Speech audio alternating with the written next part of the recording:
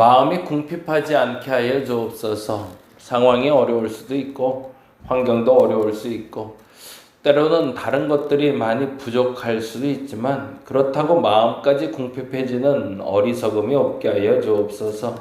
아니 내 마음이 풍요롭다는 것을 알게 하여 주옵소서.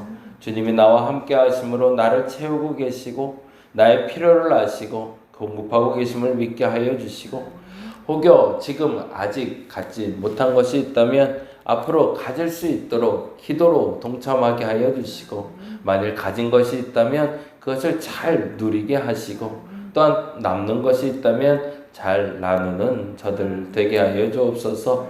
그렇게 사는 것이 가치 있는 것이고 아름다운 것임을 알아 그렇게 살아가는 우리 되게 하시고 그렇게 결단하는 우리 되게 하여 주시옵소서.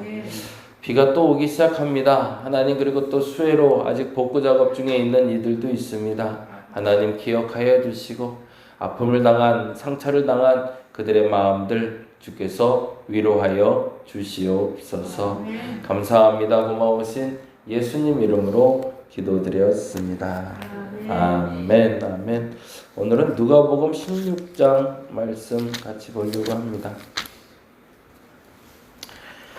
누가복음 16장 19에서 31절.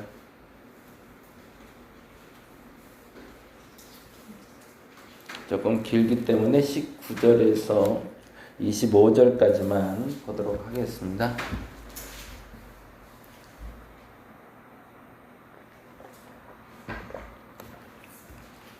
누가복음 16장 19절에서 25절 우리 같이 한 목소리로 천천히 읽겠습니다. 한 부자가 있어 자색옷과 고운 베옷을 입고 날마다 화롭게 즐기더라. 그런데 나사로라 이름하는 한 거지가 헌데 투성이로 그의 대문 앞에 버려진 채 그 부자의 상에서 떨어진 것으로 배불리려 하매 심지어 개들이 와서 그 헌데를 핥더라. 이에 그 거지가 죽어 천사들에게 받들려 아브라함의 품에 들어가고 부자도 죽어 장사되매 그가 음부에서 고통 중에 눈을 들어 멀리 아브라함과 그의 품에 있는 나사로를 보고 불러 이르되 아버지 아브라함이여 나를 긍휼히 여기사 나사로를 보내어 그 손가락 끝에 물을 찍어 내 혀를 서늘하게 하소서. 내가 이 불꽃 가운데서 괴로워하나이다. 아브라함이 이르되 예 너는 살았을 때에 좋은 것을 받았고 나사로는 고난을 받았으니 이것을 기억하라. 이제 그는 여기서 위로를 받고 너는 괴로움을 받느니라. 아멘. 어려운 본문이긴 한데요. 사실은 16장을 볼 때는 같이 봐야 될 본문이 그 앞에 본문이에요. 16장 1절부터 13절까지 이야기를 먼저 보고 그 다음에 19절부터 31절을 봐야 되는 게 맞고요. 16장 1절에서 13절까지 얘기는 우리가 아는 옳지 않은 청지기 얘기가 나와요. 다른 말로 말하면 주인의 소유를 낭비한다는 이야기가 들려요. 그래서 청지기를 꾸짖죠. 너 왜 그렇게 살았어? 왜 그렇게 했어? 더 이상 이제 그 일 못해. 그러니까 이제 청지기가 고민을 해요. 큰일 났네. 이제 어떻게 먹고 살지? 그래서 이제 그러고 나서 고민하고 생각하니까 주인에게 빚진 자들이 생각이 나요.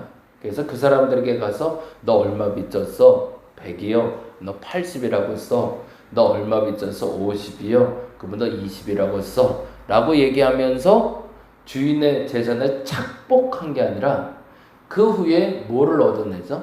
그들에게 가서 도움받을 수 있는 방법을 찾아냅니다. 그게 불의한 청지기 비유예요. 그리고 이 비유와 더불어 19절부터 시작되는 부자와 나사로 비유를 얘기해요. 큰 틀로 이야기하자면 무슨 얘기를 하고 싶냐면 재물을 지혜롭게 쓴 자와 재물을 지혜롭게 쓰지 못한 사람이라는 비유로 이야기하고 싶은 거예요. 그래서 16장 1절에서 13절은 이렇게 적어 놓으시면 좋을 것 같아요. 재물을 지혜롭게 쓴 사람이라고. 그래서 불의한 청지기의 도덕성, 그의 덕 이런 걸 중요시 여기고 있는 것이 아니고요. 지금은 돈이라는 게 중심이에요. 그래서 세상에서는 모두가 돈이라는 걸 갖고 살게 될 텐데 그 돈을 어떤 사람은 지혜롭게 써서 하나님께 지혜롭다라는 말을 듣는 사람이 있는 반면 어떤 사람은 돈이라는 걸 가지고 있는데 그것을 지혜롭게 사용하지 못해서 결국엔 낭패를 보는 경우도 있다라고 이야기하고 싶은 게 16장의 얘기예요. 그리고 또 하나 굉장히 중요한 게 숨겨져 있는데 그게 14절부터 18절인데 왜 이게 중요하다고 얘기하냐면 듣는 대상이 누구냐는 거죠. 부자를 대상으로 하면서 총칭해서 돈 많은 사람들을 얘기하고 싶은 게 아니라는 얘기죠. 그 사람들을 폄하하고 그래서 대부분 그런 얘기들을 많이 해요. 그리스도인들이 부자 되는 것이 마치 죄 짓는 것처럼. 그래서 그게 공산당 빨갱이 얘기하면서 사실은 그런 일들 많았잖아요. 이유지들 그리고 지주들 많이 그때 그 6.25 전쟁 때 많이 고통당했던 것처럼 돈이 많으면 무조건 죄인이라는 어떤 각인이 될 수 있는 그런 오해를 불식시키기 위해서 대상이 누군지를 얘기합니다. 그리고 명쾌하게 지금 누구에게 얘기하고 있는지를 14절에 얘기하고 있죠. 14절, 16장 14절 읽어볼까요? 읽어보겠습니다. 시작. 바리새인들은 돈을 좋아하는 자들이라. 누구에게 얘기하는지 아시겠죠? 돈을 좋아하는 바리새인들에게 하고 싶은 얘기예요. 그건 다른 말로 뭐죠? 더 정확히 표현하자면 하나님을 아는 돈을 좋아하는 사람들이라는 뜻이에요. 하나님을 모르는 돈을 좋아하는 사람들이 아니라 하나님을 아는 돈을 좋아하는 사람들은 이렇게 살아야 된다. 그들에 대해서 욕하는 게 문제가 아닌 거죠, 지금. 바리새인의 도덕성에 대해서는 당시에 검증이 됐습니다. 철저하게 율법을 지키고 살았던 사람들이거든요. 그들에 대해서는 사실은 그 율법 때문에 비난받을 건 전혀 없었어요. 11조도 꼬박꼬박 했고요. 그리고 본인들이 그 해야 될 일들을 타박타박 다 해왔거든요. 근데 문제가 하나 있었다는 거죠. 그들의 율법을 그렇게 지키는 것처럼 보였지만 그러나 그들이 그렇게 해서 쌓인 재물을 가지고 제대로 사용하지 않았다라고 얘기하고 싶은 거예요. 돈을 좋아했다가 중요한 것이 아니라 좋아하는 그 돈을 왜 잘못 사용하고 있는가라고 말하고 싶은 게 오늘 본문의 요지가 된다는 겁니다. 그래서 16장 1절에서 13절에서는 철저하게 그가 얼마나 도덕적으로 의로운 사람인가를 얘기하지 않아요. 거기서 말하고 싶은 건 재물을 지혜롭게 썼다라는 거죠. 그러면 거꾸로 19절에 32절에는 무슨 얘기를 하고 싶을까요? 부자가 도덕적으로 정의로웠다, 불의했다를 말하고 싶은 게 아니에요. 뭘 얘기하고 싶은 거죠? 돈을 지혜롭게 쓰지 않았다라는 걸 말하고 싶은 거예요. 그거를 정리를 해놔야 나중에 오해가 없어요. 왜 오해가 없다고 얘기하면 하등 나사로가 도덕적으로 잘한 게 없어요. 근데 나사로는 구원받아요. 그리고 위로도 받아요. 그럼 뭐야? 가난하게 살면 복 받는 거야 그냥? 라고 생각할 수 있거든요. 근데 그건 아니란 얘기죠.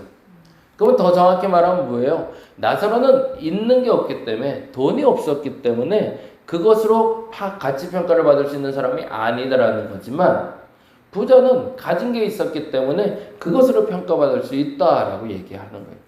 그래서 정확하게 총칭을 이렇게 얘기하고 있습니다. 단어를 이렇게 쓰고 있어요. 그래서 그 단어 자체가 참 재미있는데요. 19절에 보니 이렇게 돼 있죠. 19절 말씀 같이 읽어봅니다. 뭐라고 돼 있죠?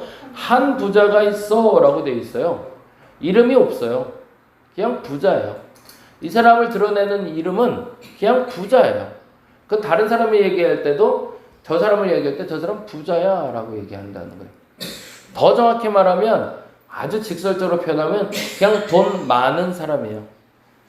그냥 돈 많은 사람일 뿐 그 이상 그 이하 아니었다라고 표현하고 싶은 거죠.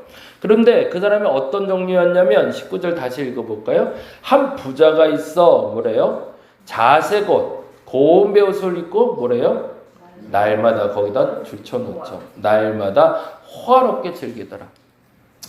하루 이틀이 아니라 매일 누구를 위해서? 나를 위해서 즐길 수 있는 부가 있었던 사람이라는 게 이 사람에 대한 사람들의 증언이에요.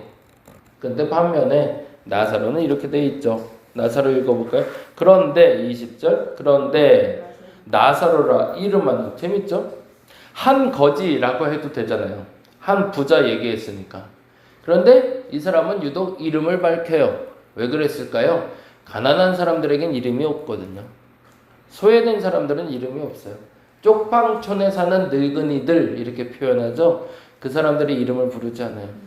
누구누구를 도왔다라고 얘기할 때 그 누구누구에서 요번에도 그럴 거예요. 아마 수혜 입은 사람들을 도왔다라고 그러는데 어느 충북지사인가요? 그분 말 잘못해서 한번 크게 된통 맞았죠.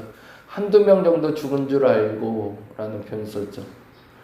댐이 무너지고 있는데 괴산에 갔다가 자기 땅이 괴산에 있다며요. 그래서 괴산 먼저 보러 갔다가 댐이 무너지는 얘기를 듣고 괴산 갔다가 왔더니 그런 얘기를 했대잖아요. 아유, 나는 한두 명 정도 죽은 줄 알고 안 왔었는데 그 지하 차도가 묶여서 14명이나 죽었대요 라는 표현을, 그러면서 그런 표현을 썼잖아요. 참 나쁜 표현을 썼는데 만일 내가 거기 있었더라도 아무것도 할 수 없었을 겁니다 라고. 그게 대표자가 할 소리는 아니죠.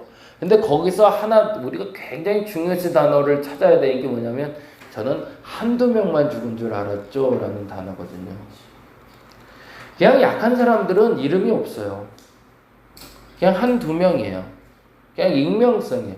만일에 거기서 그런 경우가 없기 때문에 편하게 얘기할 수 있는, 대통령이 자녀가 있다면 그렇게 말할 수 있겠는데 대통령의 자녀 중에 하나가 거기서 죽었다고 생각해봐요. 차고에 갇혀서 물에 떠날려가서 죽었어요. 그러면 대통령의 자녀라고 이름이 나올까요? 아니요. 그 사람 실명이 제대로 심지어 나이까지 나오고요. 그 사람의 살아온 일대기까지 아마 나올 겁니다. 그러면 한 사람이 아니에요. 그때부터는. 그 사람의 한 사람이라는 그냥 단지 일반적인 단어로 쓰지 않고 그 사람의 이름을 드러내준다. 세상의 통념이 그래요. 약한 사람들은 이름이 없어요. 그냥 작아져요. 한없이 작아지고 그냥 몇 명, 그들 중 하나 그냥 이러고 끝나요. 그나마 다행인 게 이번에 예천에서 지금 수해 복구 활동하고 있던 중에 해병대 친구 하나가 20세의 나이에 세상을 안타깝게 떠났잖아요. 근데 그 친구는 이름이 나오더라고요. 그렇죠? 그렇게 나와야 되는 거죠. 당연한 거죠. 그리고 그를 위로해야 되고 그 가족을 위로하는 게 맞죠. 지금 예천에 우리 상우도 같이 가 있는데 아직도 지금 복구 공사 중이거든요. 지금은 어떤 다른 일을 좀 안전한 일을 시킨다고 하지만 그건 뭐 사람이 어떻게 될지는 알 수 없는 거라 어쨌든 계속 지금 기도하고 있어요. 어떤 일이 당했을 때 무엇을 어떻게 바라보는가가 그 사람의 인정이고요. 더 정확히 말하면 그게 하나님의 관점에서 보는 건지 사람의 눈으로 보는 건지가 티가 난다는 거죠. 오늘 본문은 그래서 아주 명확하게 얘기해요. 하나님은요, 그냥 한 부자, 한 거지라고 부르지 않아요. 그 거지는 이름이 있어 라고 얘기하시는 거예요. 근데 그 거지의 이름이 뭔지가 재미있죠. 그 거지 이름이 뭐죠? 나사로예요. 그 나사로의 이름의 뜻이 뭘까요? 그게 재밌어요. 이게 참 하나님이, 예수님이 그러니까 얘기를 참 재밌게 만들어내는 사람이에요. 이게 사실은 꾸며진 얘기잖아요. 예수님 꾸며놓은 얘기인데 그 꾸며놓은 얘기에 이 나사로라는 이름을 든 게 참 재밌거든요. 하나님이 돕는 자라는 뜻이에요. 나사로는 하나님이 돕는 자. 이 말엔 더 재미난 뜻이 있는데요. 원래 히브리어 어원에 보면 에젤이라는 단어가 있어요. 에젤이라는 단어는 스스로 돕지 못하는 사람이라는 뜻입니다. 나사로에서 사로가 그 에젤의 어원을 갖고 있는데 엘리에셀이라는 단어하고 히브리어하고 만나는데 어떤 의미냐면 스스로 도울 수 없는 사람, 스스로 설 수 없는 사람이라는 뜻이에요. 스스로는 아무것도 할 수 없는 극악한 안타까움에 처해 있는 약자. 그들을 어떻게 한다고요? 하나님은 그들을 돕는다라는 뜻이죠. 하나님이 돕는 자. 하나님이 알아서 쟤는 내가 안 도와주면 죽겠네. 내가 도와야겠네. 생각하고 돕는 사람이 나사로라는 얘기입니다. 이게 참 재밌는 표현이에요. 한 부자, 그 사람에게 그냥 익명성을 아예 탁 투자해요. 근데 세상은 어떻게 하죠? 부자는 이름이 있어요. 아까 말한 대통령 아들이 일을 당했으면 대통령의 아들의 이름이 불려진다니까요. 근데 여기서는 예수님은 아예 거꾸로 하시는 거죠. 부자는 이름 없어 라고. 넌 이름도 없어. 무슨 말이에요? 하나님이 넌 기억하지 않을 거야 라는 거예요. 아유 괘씸해. 아유 못됐어 라는 거죠. 근데 그 이유가 이렇게 나오는 거죠. 이 관계 때문에 그래요. 그냥 단지 부자는 부자였기 때문에 혼쭐 나고 나사로는 가난했기 때문에 하나님이 도와준 게 아니라는 얘기가 그 연결고리인 20절과 21절 때문에 그래요. 20절 같이 읽어볼까요? 그런데 뭐라 그래요? 나사로라 이름하는 한 거지가 뭐래요? 헌데투성이로. 그 다음 그의 대문이 어딜까요? 예, 부자죠. 한 부자의 대문 앞에 있는. 그건 뭐예요? 버젓이 보인다는 얘기죠. 누구를 어떻게 도와야 될지 보이는데 그거 안 돕고 있는 게 잘못이라는 얘기예요. 왜 눈에 보이는데 안 하냐? 날마다 즐기네매요. 매일 음식에 넘치고 매일 하고 싶은 게 할 수 있는 게 많은 사람인데 그 바로 앞에 앉아있는 사람은 안 보인다는 거죠. 그러고 나서 더 비참한 얘기를 그 다음 절에 이렇게 얘기합니다. 21절에 같이 읽어볼까요? 그 부자의 상에서 떨어진 것으로 배불리려 하매 심지어는 뭐예요? 그 다음 절에 이렇게 돼 있죠. 개들이 와서 그 헌대를 핥더라. 이건 무슨 말이에요? 부스러기라도 먹으려고 하는데 그조차 없더라죠. 부스러기라도 나눠주면 좋겠는데 그 부스러기도 안 나눠준대요. 고민을 하다가 수재연금을 좀 보냈어요. 헌금을 누가 좀 주셔서 이걸 좀 보냈으면 좋겠다. 이럴 때마다 이제 산불 날 때마다 이런 수해 입을 때마다 헌금을 좀 해달라고 하는 분이 있어요. 그래서 그 돈을 가지고 어떻게 할까 고민했어요. 어떻게 쓰는 게 지혜로운 걸까요? 그래서 또 한 번 고민했어요. 이게 헌금이 들어오면 더 고민이에요. 사실은 어찌 쓰는 게 좋을까. 그리고 괴산을 둘러봤더니 괴산 쪽에는 댐이 무너져서 교회가 4개가 전소가 됐대요. 하나는 감리산임 교회인데 그 감리산 교회가 물에 잠겼다 빠졌나 봐요. 그러니까 뭐 온통 난리도 아니죠. 한 3교회 정도는 엉망이 됐나 봐요. 근데 참 이상하죠. 사람의 눈높이가 자기 눈높이에서 보이는 게 맞아요. 사람들이 전화가 오는데 다 그렇게 전화 오는 거죠. 괴산 쪽에도 교회 피해가 어때요? 라고. 그러면 당연히 얘기하겠죠. 우리 지방에 교회가 4군데가 있는데 다 망가졌어요. 그러니까 교회를 돕기 위해서 연회에서도 나서고 교회에서도 나서고 여성계 남성계 다 나섰어요. 열심히 뛰어다녀요. 그래서 어떤 사람은 30만 원, 50만 원, 100만 원 다 갖다 줘요. 그래서 이렇게 보니까 괴산은 우리가 안 가도 되겠어요. 많이 도우니까. 그러면 안 돕는 데를 가야 되잖아요. 근데 제 지인 중에 부여에서 목회하는 친구가 있어요. 이름도 딴뻘교회예요. 이름도 참 재밌죠? 그냥 지역교회라는 뜻이죠. 그렇죠? 그런 이름 참 구수하고 좋아요. 딴뻘교회예요. 이름 바꿀 법도 한데 그냥 딴뻘이에요. 딴뻘교회라고. 근데 엊그제인가 연락이 왔는데 금강 하류 쪽에 목회를 하고 있는데 이 친구 목회 되게 열심히 하는 친구예요. 교회도 어느 정도 좀 규모도 있어요. 근데 이제 강둑 바로 앞에 있거든요. 이게 강둑 앞에 사람들이 많이 왔다 갔다 하니까 뭐 조깅한다고 또 이제 걷는다고 거기다가 이제 부스 하나를 만들어 놓고 거기다가 음료수 잔뜩 쌓아 놓고 사람들에게 음료수 무료로 나눠주고 막 이러면서 전도하는 친구예요. 근데 그게 다 잠겨버렸네요. 근데 문제는 아까 말씀드린 대로 교회가 작은 교회가 아니에요. 작다라는 말에 이 뉘앙스를 여러분 잘 아셔야 되는데 한두 명 모이거나 건물이 없거나 조그맣거나 그런 게 아니에요. 버젓한 건물도 있고 사택도 있고요. 교회도 그래도 꽤 모여요. 그게 문제가 돼요. 왜 문제가 될까요? 아무도 안 도와줘요. 왜? 규모가 좀 있다고 생각하니까. 그리고 또 하나 연락이 온대요. 항상 아까 말한 대로 어떻게 연락이 오냐면 교회 피해 없어요? 라고 연락 온대요. 다행인지 불행인지 교회는 또 피해가 없어요. 근데 금강 하류에 물이 범람했고 그리고 서해안 쪽으로 물이 빠져야 되는데 못 빠지니까 만조였대요. 그게 그렇잖아요. 물이 이렇게 쏟아져 내리면 하류에서 바다로 쭉 빠져줘야 물이 쫙 빠지는데 이 물이 넘치는데 만조가 돼서 이게 물을 막고 있으니 물이 빠질 수가 없는 거예요. 그러면 그게 다 도로 어디로 와요? 논밭으로 그냥 다 되잖아요. 정확한 표현은 그랬어요. 교회는 피해는 없지만 성도들이 피해를 입었다. 그래서 그때 생각이 여기가 우리가 가야 될 곳인가 보다.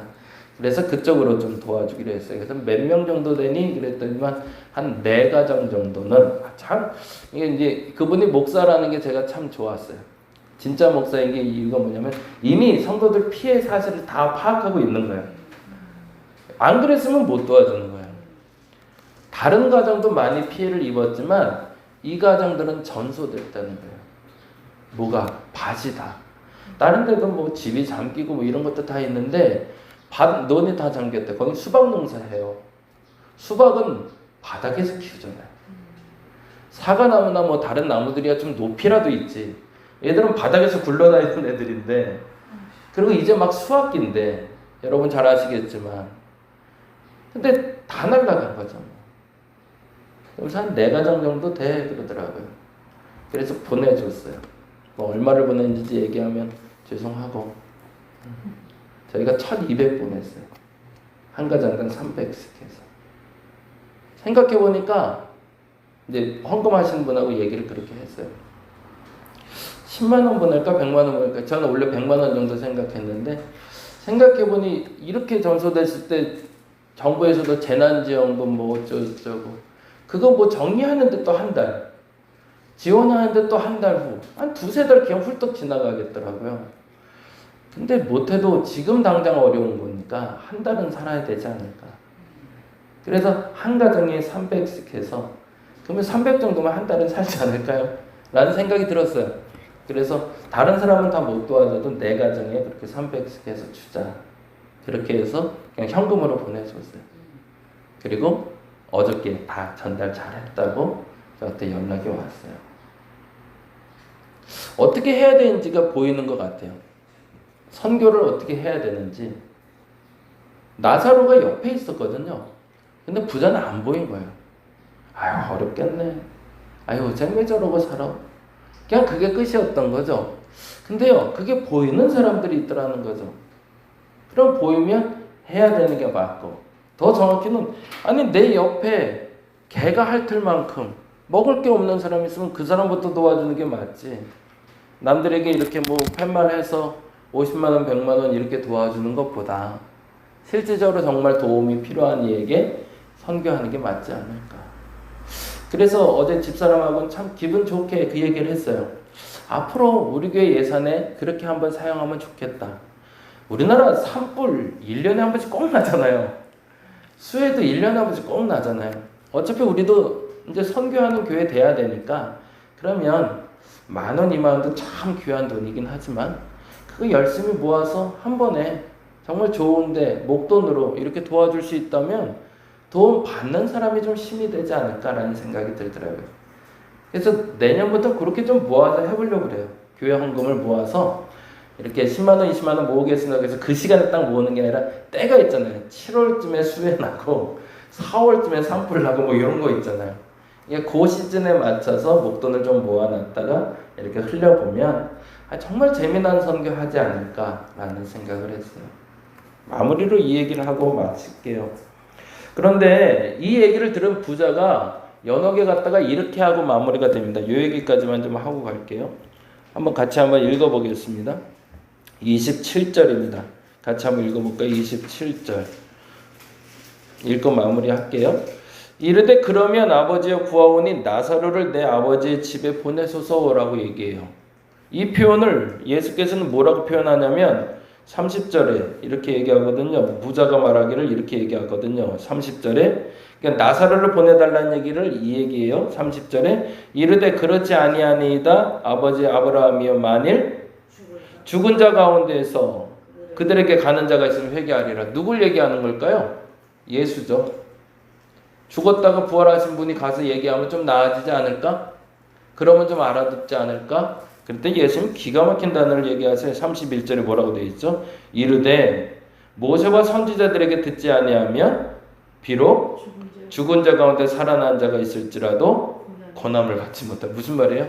모세와 선지자가 말해도 안 됐는데 나 죽었다 살아났다고 그건 믿을 수 있겠냐 니네들이? 라고 얘기하는 거죠. 원래 마음이 없는 사람들은 이렇게 말하나 저렇게 말하나 못 알아듣는다는 얘기입니다.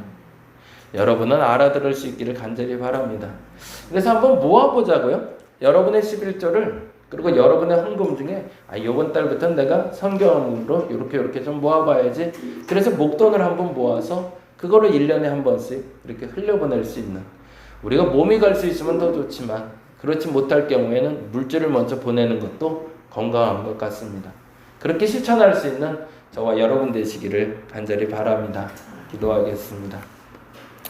복된 날을 맞이합니다. 이 한 주에 내 눈에 어려운 이들이 보이게 하시고 그들을 어떻게 도울지를 알게 하여 주시옵소서. 감사합니다. 고마우신 예수님 이름으로 기도드렸습니다. 다 같이 기도하고 돌아가겠습니다.